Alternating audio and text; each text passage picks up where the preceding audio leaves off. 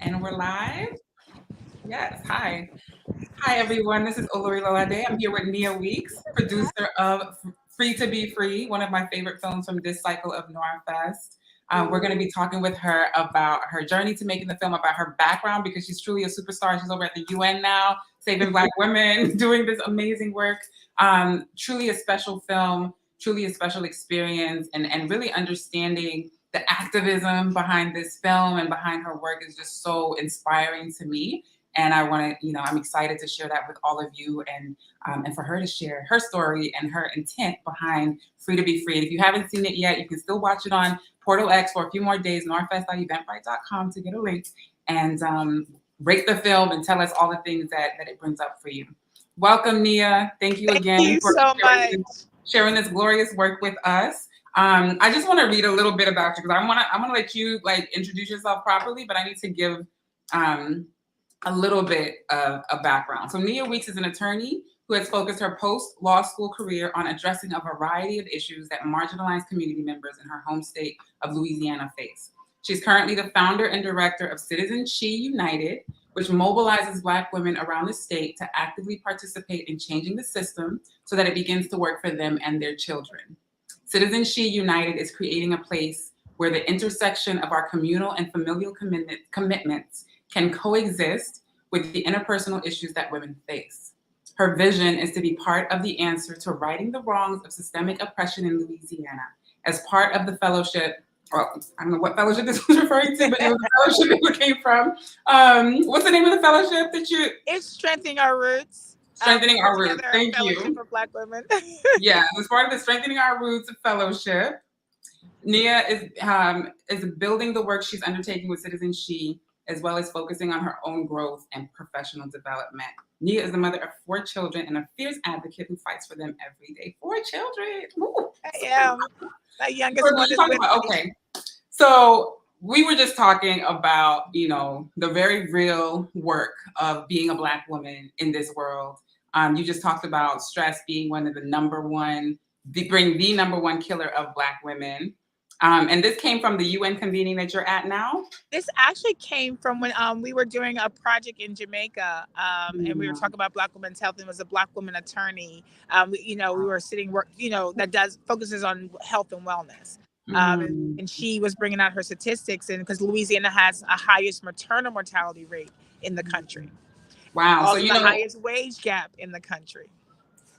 I got to check the stats because in Nigeria, we were just talking about this the other day. Nigeria has a very, the highest, it's the highest infant mortality, but very high maternal mortality as well. So It's really interesting that juxtaposition. Yeah. So I want you to talk a little bit about what you're doing at the UN, and then we're going to talk about your activism and how it feeds into the film.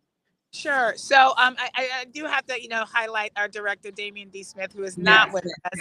Yes. Amazing director, amazing filmmaker, the full breadth of work. And we were actually, we're both here. He just left this morning, but we're here because we were hired by the National Birth Equity Commission to do a transnational project along with Central and South America. Dope Black women from Brazil. Get to Bahia. Get to Bahia. If you can't get to the continent, get to Bahia, get to Haiti. All these Black women were here talking about birthing rights and birthing health. We were the North American representatives, so we brought in research that we had done in New Orleans during Mardi Gras. And because we do film, everything we do is with film. And so we did interviews with Black women, my students at Xavier, around their maternal health. And so we got to present this at this coalition here at the UN. We've been here for 2 weeks, meeting with incredible, I've been meeting with incredible Black women around the world. It's been, that part of the UN. There's parts of the UN that are stressful in how Blackness is seen on a global status and how Black women are seen on a global status. But when we come together, you know what it's like when Black women come together. And these international Black women come together. Yes. So much beautiful, just visually beautiful, emotionally beautiful, and just, Black women are going to save this planet. I mean, that's just real. I always say it, this whole world came out of our womb. So our collective womb. So that part. The answer's always going to come from the mother. So Let me just read a bit about Damien. Shout out to Damien, who couldn't join us, but he is an award-winning actor and filmmaker. And a lifelong storyteller with experience in theater, television, and film. Smith is driven by both a responsibility to shed light on injustice and oppression and a deep-rooted passion for community, faith, and social activism. He's not just an award-winning writer and director, he's also the founder and creative director of 4910 Rosalie Productions and co-founder of Detangled. Smith's solo ventures and social justice collaborations fuel his passion. Through his art, he uses the camera to tell powerful stories to inspire and provoke change. His most recent documentary, Target St. Louis Volume 1, has been named the best documentary feature. Okay, that's from 2021 at the 2021 Urban World Film Festival. Is there more recent stuff than that? Yes, Real Sisters here in New York also won Best Documentary. Mm-hmm. Wow. Okay, thank you for that. So I just thought that this project, Free to Be Free, which we'll show some clips in a bit, it just, for me, it said everything about what it means to use film. And so just like taking alongside like your background, Damien's background, you guys' intention behind the work that you create, it just said everything about why film, it's like, why film, right? Why film as activism? On our last Black Genius interview, I interviewed Londa Yusuf, co-founder of Black Film Space, and she said something so poignant. She said she recognizes the responsibility that she has as a creator, as a filmmaker, right? Because when you create stuff, it's going to impact people, and you have to think about how you want your work to impact people, right? And we live in a world in which 90% of the media has a negative charge to it. 90% of the media, the way that it's impacting people is not really always uplifting or liberating. It's not intended to be liberating, right? No. And so when you see beautiful work with that intention and feel the power of it, you really have to be grateful. So I want you to talk about a bit more about your background and what brought you to the making of Free to Be Free. Sure. So Citizen She, it's actually two organizations that work as sister orgs. We have a C4 and a C3 because when you're doing political activism, you need both. And so we chose to do our work a little bit ostentatiously because traditional civic engagement strategies that are rooted in like phone banking and door knocking, they don't really impact our people. And the reason why we know is because we're not voting at the rate we should. So we actually target what's called low propensity voters, people who would vote in a way that protects civil liberties, but don't go out and vote for various reasons. And we always like to shame Black folks into not voting. The reality is we've only been allowed to vote for 56 years. So that part. And ever since, even though with the passing of the voting rights bill since 2017, that's almost like diluted. And so there's hundreds of cases of voter disenfranchisement that's been on record. So all of those reasons lead to Black people not voting, specifically Black folks and Black women in Louisiana, where we could impact elections. We're the highest voting population. However, we're the smallest people that actually go out and vote. So I was like, I want them sisters. So we decided to do our work through narrative reconstruction and really getting Black women to see each other and creating an interconnected space of Black women across the state where they were utilizing storytelling as a strategy to kind of build this network. We do our work through issues. And even though Black women, we care about everything, we don't care about everything the same way. So we all care about education, but don't come at it from the same lens, and organizing around different spaces ain't gonna happen. But we all have a hair story. And we all have a hair story that is deeply entrenched in our hearts. And we have multiple hair stories. We have the stories with our mamas, doing our hair when we were young, the hairstyles we love, the hairstyles we didn't. I say, if you want to know how a Black woman feels, look at what's on top of her head, and that'll let you know everything you got to know. Oh, snap. Okay. It's right there. And it's because of that we also have stories of detriment when it comes to our hair. And so we were like, we could actually organize Black women. It was around the same time the Crown Acts were being passed in California, New York. Shout out to New York for being number 2, New Jersey number 3, getting Crown Acts passed. And we're like, it hasn't been done in the Deep South. We're going to do this in the Deep South. And so we chose that. But the other part of it is it allows us to sneak in all the other issues that we navigate with in a way that interconnects us. It's an economic issue because we make choices about our hair when it comes to work. It's an education issue because our boys and girls can't go to school with certain hairstyles. They're getting their hair, watching them get their hair cut to play sports. So we can talk about the education and the emotional impact of education. It's a health issue because when we manipulate our hair, we're manipulating our bodies. And the reality is statistics say that those chemicals actually can cause cancer, can actually cause, health problems. Not saying anything bad about any Black woman decides to straighten her hair, but if we're straightening our hair for the purpose of holding a job or going to school that has health detriments, then that's an issue. And so we're able to talk about all those issues, just talking about our hair, though. That's all we doing is talking about our hair. And so we actually started this project with a photo shoot and photo shoots around the state. Gus Bennett, shout out to Gus Bennett, who's the most brilliant photographer in New Orleans. He did 200 Black women in New Orleans. And Damien and I videotaped that and videotaped interviews with these Black women in New Orleans. And we loved what we had done. We actually made 5 shorts out of that work on different issues. And then we went to travel to, and then we got the first Crown Act pass in the Deep South in a city in New Orleans, the second one in Shreveport. So we traveled to Shreveport and Baton Rouge and made 2 more shorts. And Damien said to me, I think we should make a longer version. And so I said, let's go for it. And so that is where Free to Be Free came in. And it was at the time we were trying to get a statewide bill passed, and the statewide bill did not pass. And most of the time, people shy away from stories of loss, especially when it comes to political activism, because we don't like to discuss the loss. I'm like, no, we have to actually discuss the loss, because the loss, there's reasons why that loss happened, but it didn't lose anything in here. And so we actually told the story of what it actually looked like to lose a bill that meant so much to us. It was the only bill, and one of the only bills ever, that literally specifically was intended to support Black women.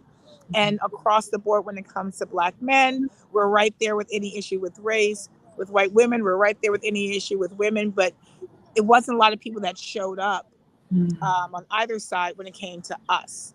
And we wanted to show that. We wanted to show what that looked like, what that felt like. We wanted to also show what Monkey Don't Stop No Show, because just because you all don't like it, we love our hair.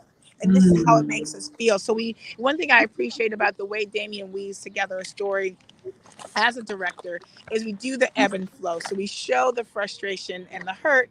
We also like to show the joy and the goodness and the beauty. And we actually use this film for twofold.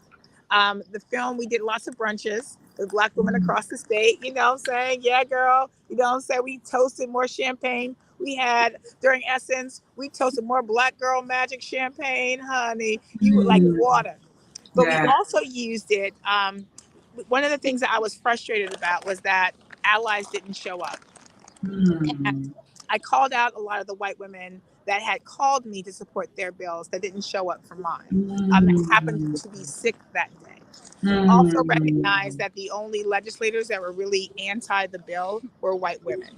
And so I said, we have to get white women to tell other white women that they can vote for the bill and support this bill and won't be excommunicated from community. So we use that film to train our staff and our volunteers to train white allies on how to support the bill. And so they had their own watch parties and training sessions. And it was really interesting because we tried again last year. And when it came time to testify, white women got up to testify in support. And they use all the right language on it. I was sitting there like, wait, let these white women talk. They got it. They heard it. And what happened was there were 3 Crown-inspired bills that year. Ours is the only one. And I believe it was because film does something that nothing else, it's palatable. It makes people see and understand the world around them and people around them in ways that are different. That it's disarming. And when you're trying to get legislation passed that you need to disarm whites, I think one of the only ways to do that is through something that seeps through music, art, theater, and film. And I believe that the reason why ours passed, and it happened to be the first statewide bill in the Deep South to pass. And so very, very proud of that work and very, very proud of the film. Wow. Just big round of applause. Thank you. Wow. That is exactly, like, literally, Your story is exactly why I created NOIR Fest, right? That is exactly what the motivation was, is the understanding that it's very difficult to shift behavior and to shift policy, you know, in the traditional ways, right? The picketing, all of the things that we do, they can have an effect, but the way that art seeps into the subconscious, how it affects the body, the heart, the mind, and really shifts our understanding and appreciation for things is it's second to none. And then I love what you said about music as well, because that's a very, I would say, close second, depending on, you know, what it is, right? If not the first. That's right. So tell us about, so you said you guys did a few shorts from the photo shoot. So were these shorts also like individuals talking about their hair? Did they end up in the final film? So some of those interviews are in the final film. So the shorts each have a different theme. One is on economics, the economics of her hair. One is about this, like we call it, I used to love my hair, and it's about stories about our childhood stories, and the you know, getting the perms and the straightening combs and that kind of thing. The third one is it's a poem, and it was so funny how this poem came to be. One of my friends was like, my sister wrote a poem about hair, and I was like, oh, you know, so we brought it to the studio, and the first poem we were like, that one is dope. Then she goes, I also did this one, and she stood there and she started doing this, and it's called My Crown. Wow. And it was such a beautiful poem, and to see the images and the interviews interwoven with that. And so that was lovely. Then we traveled to Baton Rouge. We did a short with Baton Rouge. The city council out there invited us up. And really, what's interesting is a lot of those interviews are the ones that are in Free to Be Free. And those interviews, we didn't know most of those women. We pulled them off the elevator. You know, we're sitting at the hotel, and I have my volunteers, and they're pulling people off the elevator. The one woman that you see that has the white on, and she has the scarf, and she's talking about her health. And what was so interesting was that day she was so down. Wow. And she did not feel good to be on camera. And when she saw the playback of herself, you could see, like, as I'm interviewing her, you can see, like, people ask me to be on camera. And then we did the fifth one in Shreveport, Louisiana. And we actually, both the Shreveport and the New Orleans city legislations got passed unanimously. And it was because the city council saw the shorts from those cities and was able to hear the story. So it wasn't, the burden wasn't on a group of Black women to, you know, to sit there. It was a whole other visual being told that was theirs, that they were able to kind of share the weight. And city council, I remember one city council member said, I thought this was a cosmetic issue. I had no idea this is what it meant. And, you know, really felt proud to vote in favor of the bill because she was able to see beyond what her brain had told her. Wow. I want to just play a clip from the beginning of the film, and then we're just going to talk a little bit more about the economic, the health implications of, you know, the way we experience Black hair. So let's just take a look at the beginning sequence. Can you see my screen? Yes. Okay, good.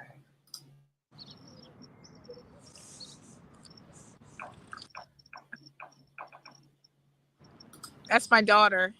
That's your daughter? Oh. I may not be the next cosmopolitan model, but I'm beautiful. She always said, I don't want your hair all unruly and curly. You gotta be clean cut and, you know, have short hair. So if I don't fit into that role, like, I can't accomplish the things that take care of my family. I was told by my father, you're never gonna be able to get a job like that. This is the way God intended it to be. And they can be natural and beautiful too, and people will accept them just the way that they are.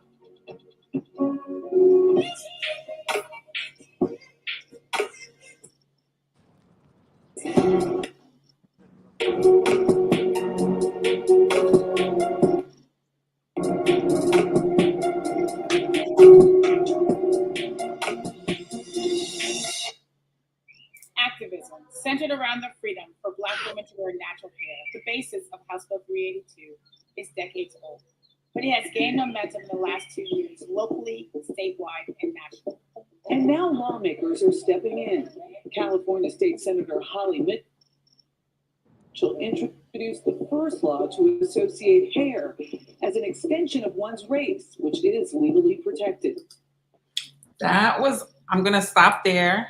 If you haven't seen the film, go watch it. Get your tickets at noirfest.co or noirfest.eventbrite.com. We might show another clip before we finish.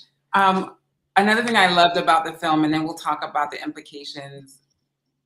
Somehow, I just feel like everybody that you depicted in the story, however they wore their hair, you made them come across as glorious. You framed them in such a way. You showed them, you showed them in their Black glory.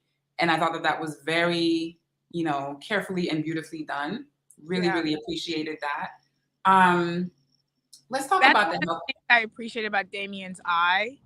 When he's talking to our camera, he forward things on how he wants, like even when his pickoffs, it goes around the hair, it goes into the hand gestures, it goes into, the way their lips are moving, and it's, watching that, even just that beginning, remembering the people and the stories behind each one of those, people that were in it, it means that the gentleman that's in there, he gave us, and it's not in the film, but he came in there with a USA shirt. Now, you know how he is right now with, we don't know, right? And he came in and he said, I love this country differently than you all may think. Our ancestors have blood in this soil. My mama's buried here. My grandma's buried here. So the soil that holds my family, I love. And this, the way he discussed how Black folks see the earth here, why we don't leave, why we can't leave. A lot of us can't leave. It was just such a beautiful, I had never considered that. And so every time I see that scene with him with the USA shirt, it reminds me of that. Or the little girl who was playing with her hair and she came in with her family. She was bubbly. She was red. She's like, this is me. This is my hair. God made me. Bet. And her whole family was like that. And just watching them as a unit helped me understand why she felt that way. So it's just really, each person, that's one of the gifts that we have as filmmakers is, I will say one of my privileges of being a defense attorney is I get to know people beyond what they're accused of and really get to know how they came to be in this world. And that's one of the gifts we get as documentary filmmakers, is we get to go below the surface of what everybody sees when we pass somebody on the street, and we get to know their inner person, what scares them, what keeps them up at night, what makes them happy, what food they like to eat, the way we know better than some of their family on how they move, because we got to edit that stuff over and over and over again. And so we get this beautiful space of connecting with people that we never would have connected with, and then bringing that connection into the world. And so it's just such a, when I look at that, even just that beginning, there's just so much history in each of those scenes, in each of those people. It just brings me joy. So thank you for playing that. Yes, and when you talk about connecting with the subjects of the film, it brings me back to this topic of how the health implications, the educational implications, the economic implications of our hair, dynamic in this Western world, how it impacts real individuals, right? Well, I think one of the most powerful things about your film was that you showed that these were real people, individual people dealing with the implications of these dynamics. So I just want you to talk a little bit about those dynamics. Let's talk about economics first. Let's talk about money and being able to make money, do whatever you're supposed to do out in the world, and how our hair impacts our economic mobility. Yeah, money. Whew. So when we talk about the wage gap, we're talking about the comparison of money that a group of people make in comparison to white men making $1, right? So for Black men, the wage gap across the country is about 77 cents to the dollar. For white women, it goes about 64 to 67 cents. For Black women, it's always right at 50 cents. In Louisiana, where we have the largest wage gap, it's 43 to 47 cents to the dollar. In Louisiana, we also have 65% of our households being led by Black women. And that's across the nation, right? So when we talk about a single parent household and we're talking about the economics related to it, we're also talking about, when we talk about equal pay, yeah, I'm on that train because, I'm on that train. But the reality is what we need is a living wage, because most Black women are wage workers. Most Black women, and it's because they're navigating families. So even Black women that have professional jobs, they side hustling. We all got a side hustle, because even that wage job is not going to make enough for us to take care of our families. And we're not just taking care of, our children. We're taking care of our parents and our grandparents and our aunties and our sisters, little cousin, and everybody else. And we don't make enough money for that. And so when you go into jobs that do pay higher wages, normally they have a look that they really want. And the look is to make the counterparts comfortable, for the counterparts to not feel overwrought. And the reality is Black women's hair has always been subject to uncomfortability for white folks. So in Louisiana, there was a law called the Tijon Law during slavery that we had to cover our hair, because white women didn't like it. It was literally that, right? And so that was, they couldn't do it. They couldn't do what we did with our hair. Continue. Like, no. And then I found out while we were doing this work that your enslavement status was tied to your hair. So if you had the propensity to have curly, thick hair, it was a signifier that you could be enslaved, right? So we're not talking about just on surface how much hair is offensive to our counterparts. We're talking about real practicality. And so when we're talking about being in the work environment, I'm talking about upward mobility and trying to make more money than minimal and the minute. And we're already making 47 cents. Well, I want my 47 cents to be a bigger 40. I want more 47 cents in that coin box. And so if I have to manipulate my hair to be able to feed my family, oh yes, indeed. Absolutely, all day, every day. And I'm going to train my children. I'm going to train, the people around me to adjust and to move in a way that is palatable for our counterparts, because we have to survive in this space. And economic survival, and I say this all the time, like I said, I used to be a public defender, and we criminalize poverty in this country. We criminalize people. I often think about women who are the wage workers that work in second and third shift. They got 5 and 6 year old kids and can't afford a babysitter. And if they get caught leaving their children at home while they go to work, well, we're going to demonize the heck out of them. But if they don't have a job to feed them children, we're going to demonize the heck out of them. So you can't win. You know what I'm saying? And so, yes, I will do whatever it takes to make sure this is maintained. And if hair, you just talk about my hair, and we think about our hair in ways that it's just our emotional instability. It's just, our physical instability. And Black women, we don't prioritize that to begin with. So if you're asking me to straighten my hair or to wear, a certain hairstyle so I'll do it, because I need the coins, because the coins supersede my emotions. The coins supersede my feelings. The coins supersede my well-being. And so I'm so glad you went there. I'm so glad you went there, because my next question was going to be about the impact on mental health.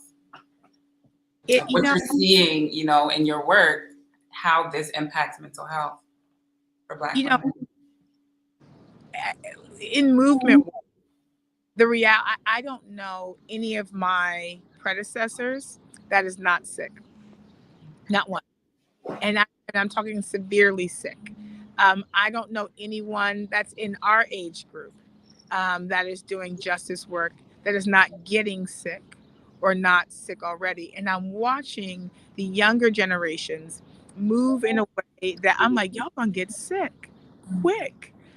And we don't consider the fact that racism and sexism, the mental impact of that is dire. It penetrates our soul, and but we navigate in spite of, because we have to. But the microaggression, every time one happens, it hits us a little bit. And I remember, there's one time that I had sciatica, and I couldn't walk for like a month. And I had a Black woman healer come to my house and said, Nia, I'm going to tell you something you ain't going to like. She's like, you're going to have to walk through the pain. And I said, I don't understand what you mean. She goes, you're going to have to walk as if you're not hurting, because every time you flinch, you're teaching your body to accept the pain. And you're teaching your body to move with pain. And I'm like, how often do we sit there and just take it and just move as if, and we're teaching our body to just endure pain and that mental pain, and we feel it every day when we wake up. I mean, I remember there was one time my daughter, who is actually one of the precipices of why we chose hair as an issue. She had locks like mine, but she was the only Black student in her class. And so her locks were an area of contention for her because she loved her hair, but her counterparts did not love her hair as much and always had questions. And so she would try to structure her locks to look more in sync with her counterparts. And so I'm sitting there and I'm like watching her spend all night not doing homework, her hair, so that she'd go to school the next day and they could be like, oh, it's so pretty, it's so curly. And she's in the morning pulling at her hair. And I'm just like, wait, we're not getting ready for school. We're getting ready for the onslaught of negativity because of our hair when we get ready for school. And it was such a heartbreaking thing to watch, this little baby girl pulling at her hair and crying and getting frustrated with her hair just to be able to go to school and not be questioned and picked on because of a hair choice. One of the things that, with the Crown Act that it does. So I'm going to go back. My favorite decision on the Supreme Court is Brown versus Board of Education. The written decision, it talks about the impact of the discrimination that Black children feel on the hearts and minds. There's a portion of it that says to treat Black children lesser and differently than their white counterparts does a harm that could never otherwise be undone. That is in a Supreme Court decision, right? And so, like, recognition of what that detriment actually looks like in our hearts and minds when we are treated differently, not necessarily negatively, but differently than our counterparts, does a harm to hearts and minds that could yet not be undone. And that is true. And as women, we navigate both aspects of that, the intersectionality of that we are having harm done to our hearts and minds that without a recognition or a respite or a hard stop may not be undone. I'm not another Black woman go out like Fannie Lou. I am sick and tired of Black women being sick and tired and dying sick and tired. It is it's that part drags on my soul and my spirit, a lot. Yeah. Wow. What is the trajectory in your mind? So the laws are getting passed state by state. What do you see as the trajectory of this hair issue for Black women? Is it just a matter of getting all the laws passed? What else can be done? What do you hope for 5, 10, 100 years from now?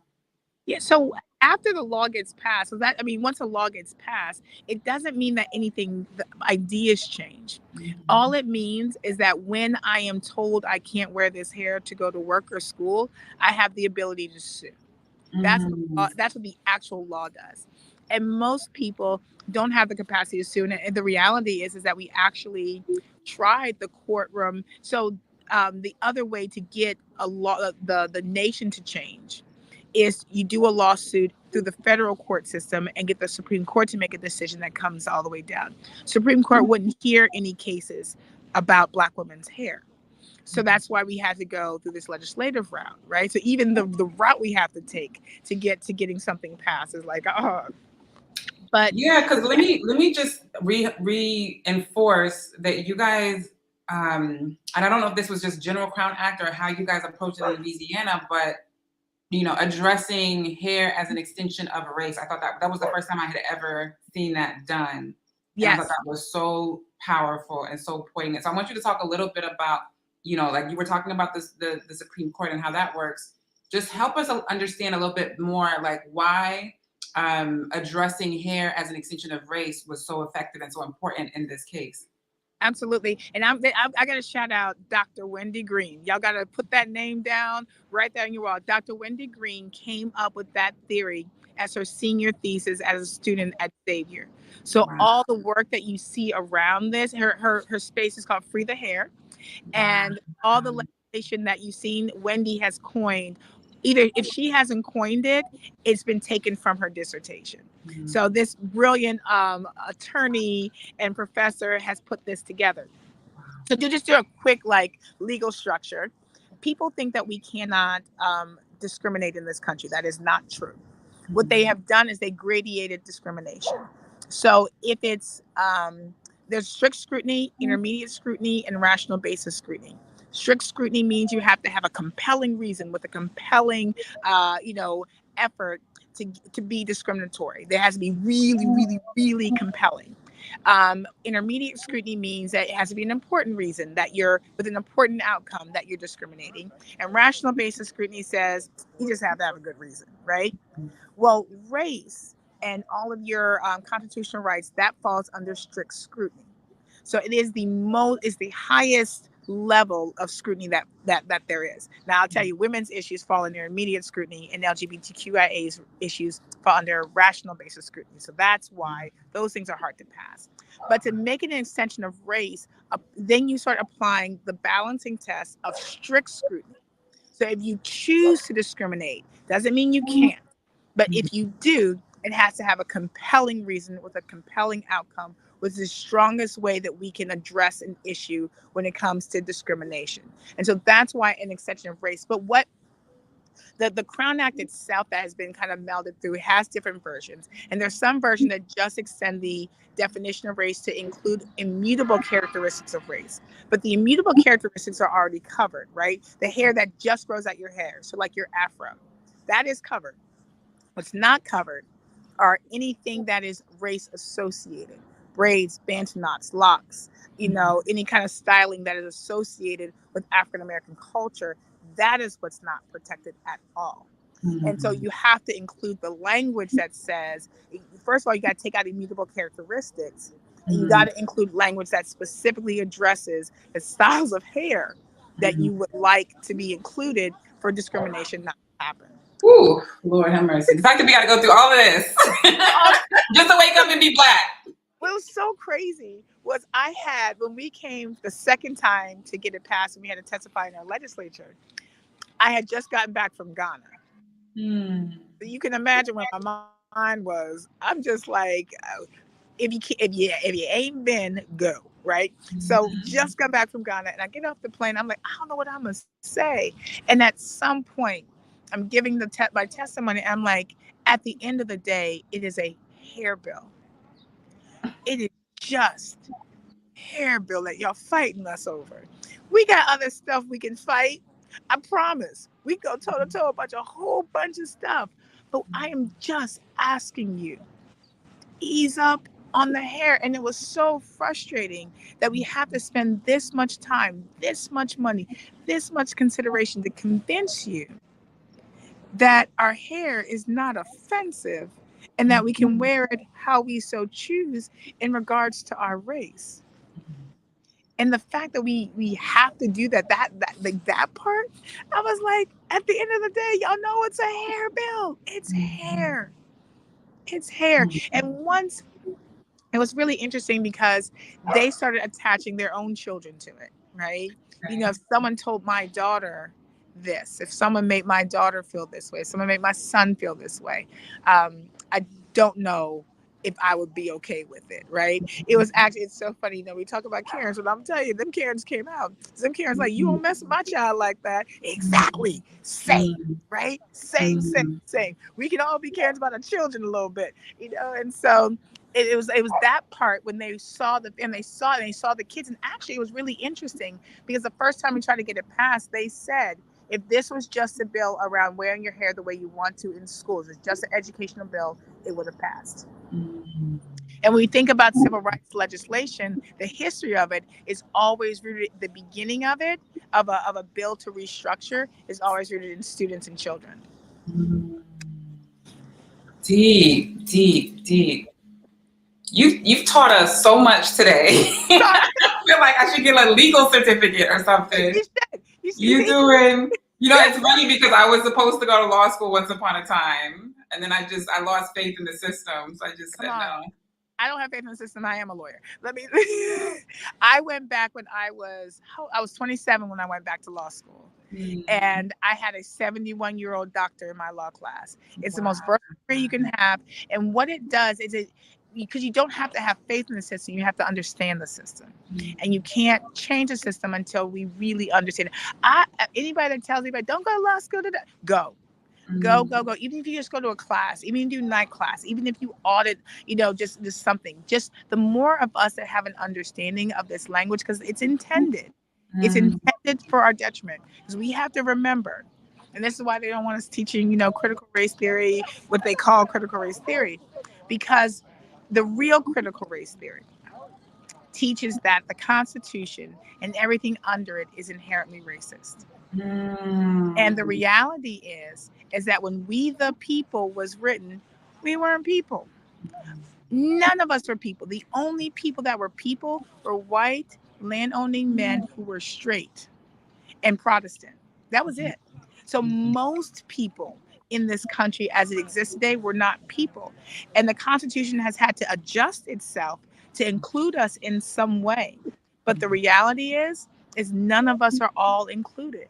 Because of just what I explained, the strict scrutiny, it doesn't say they can't discriminate. It says it has to have a compelling reason, but not that it's impossible. It doesn't say that we're not slaves and can't be slaves. It just means you're not a slave if you're not incarcerated. A bunch of you. And so our freedom is not actualized. We're not actually people. Women aren't people because they fall even less. Women are under intermediate scrutiny. So that's why we can't get equal pay, anything like. None of us are citizens in a real way. None of us can fully enact our space of enjoyment here, and that's the reality.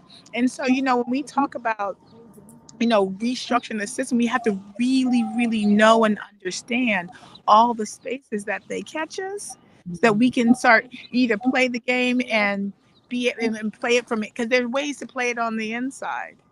Or you play it on the outside, and you try to restructure from that way. But it has to be restructured in order for us to be able to actualize full freedom and really, the people that live in this country, the actual people in this country are incredible, are beautiful. Like there's a desire for us to interconnect and understand. So that's one of the reasons why I love film. My daughter, she's all into Bollywood. That is her Bollywood? Oh, we gotta hang out. How old is your daughter? 15. Okay, we're gonna have to hang out at some point.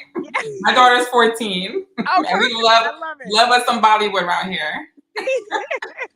the RRR. Oh, she knew that dance, and I was like, we were, doing contests and who could do the kick song.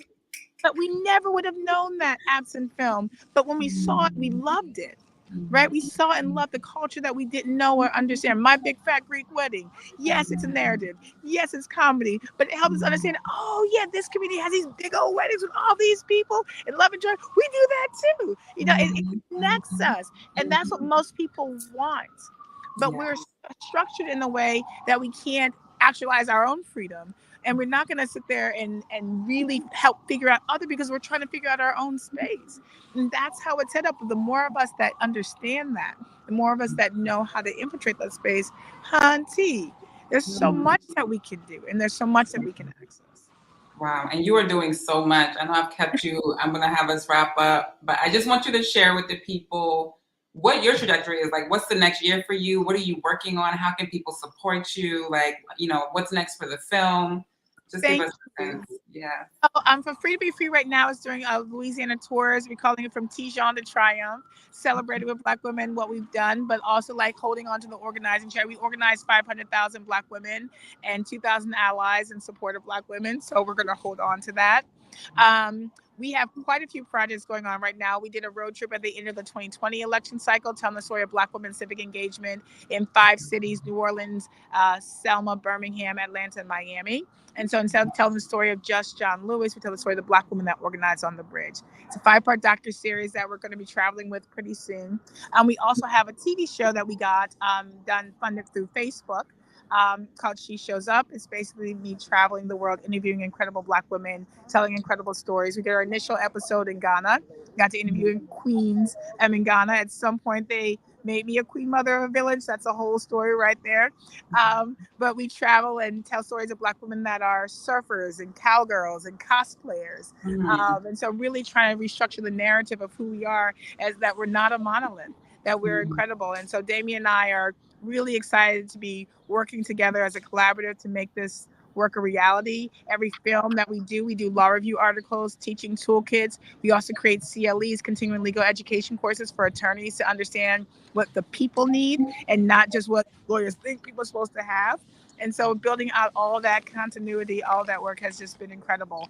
We have two organizations, Citizen She and Citizen She United, but we also have an organization, Impact, that Damien and I use to do our global activism. So if you go to impactglobalstrategy.com, you'll see all of the work that Impact is doing and be able to donate if you would like, support, come see a film, tell people about our work and what we're doing. We sell products from Black women across the globe. We're doing educational programs. We're creating a global Google Classroom of all Black women professors and teachers. So building out a lot. I'm very excited to do so. Just round of applause. Hats off to you. And I know we talked about rest and stress, and I hope that somewhere in that year you get some deep rest and some retreat and, some kind of pause. I'm going to say goodbye to the people and end the live stream, but we're going to talk for 2 minutes after this, okay? All right. Thank you guys so much for watching. Thank you, Nia, for joining us. This has been an amazing conversation. I trust that you enjoyed it. If you haven't seen Free to Be Free, please go to noirfest.eventbrite.com and get some tickets and watch the film. It's on Portal X, and you will just, trust me, you will feel so much more elevated and so much more proud of your Blackness. And support Nia. I will be sharing all of the content over time. Impactglobalstrategy.com. Yeah, you guys are doing amazing work, and please support, take advantage, do all the things. All right. Thank you for watching. That's the end of this broadcast.